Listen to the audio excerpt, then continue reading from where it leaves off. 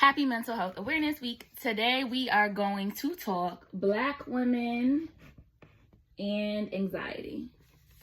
And this topic is personal to me because I am a Black woman diagnosed with anxiety as of about 2.5, almost 3 years ago. And I didn't realize I had anxiety growing up. However, when I think back after receiving my diagnosis and thinking about my childhood and the things that I struggled with and the areas that I struggled with in school, it's kind of like, okay, so you might have had it when you were younger as well. GAD is most common among Black women because of the daily stressors and traumas we are forced to experience while being a Black woman in this world. So having to deal with discrimination and different biases at work can lead to generalized anxiety disorder. Constantly worrying about finances and being the head of the household. Maybe someone is a single parent or a single mom.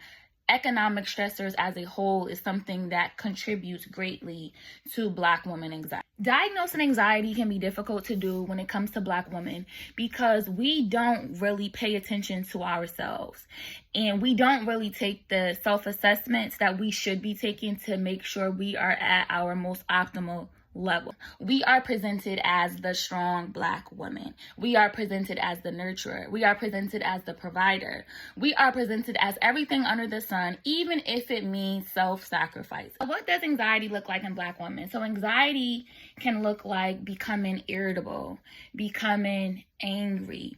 It can look like being restless. So you're not getting enough sleep throughout the night, or if you are going to sleep, you're constantly tossing and turning. Muscle aches can also be a symptom of anxiety, and we don't really talk about that enough. Anxiety presents differently in everyone.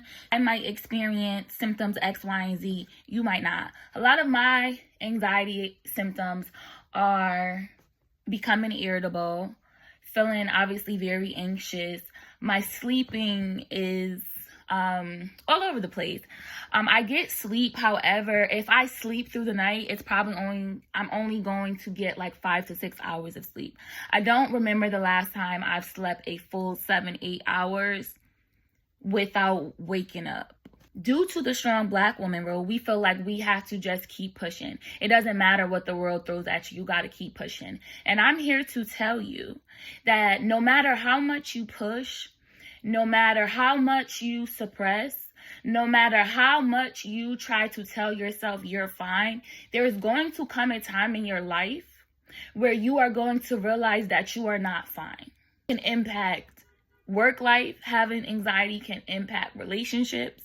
Having anxiety can impact friendships. Having anxiety can impact your entire life. One of the biggest things Black women struggle with, especially Black women with anxiety, is being present. Being present. We are always worried about the next thing. We're always worried about the next degree. We're always worried about the next business.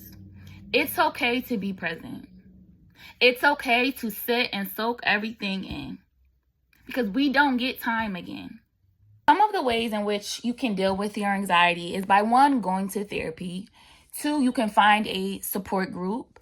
3, you can find self-care practices, maybe going to the gym, maybe doing yoga.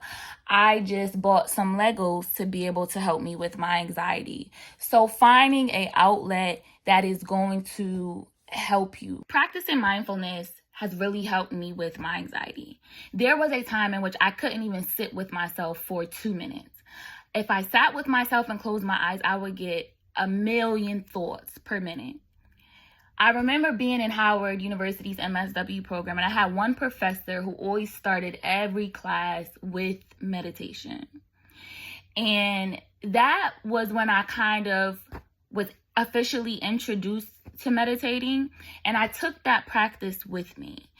And throughout the day, I will literally find myself going to my app, the Breathe app, and just taking a few deep breaths. Or when I'm waking up in the morning, I'm making sure I'm sitting with myself for 4 to 5 minutes, just breathing, just being present. The most beneficial thing you can do for yourself is to find a comfort person or two that you can confide in, that you can reach out to.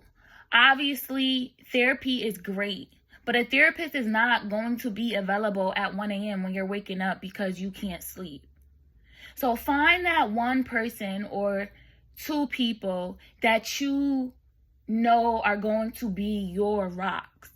You know that you can lean on them if you need to. Now, we should be developing our own healthy coping mechanisms, right? So I'm not saying don't do any work on your own. However, you still do need those people to be able to lean on just in case you need to lean on them.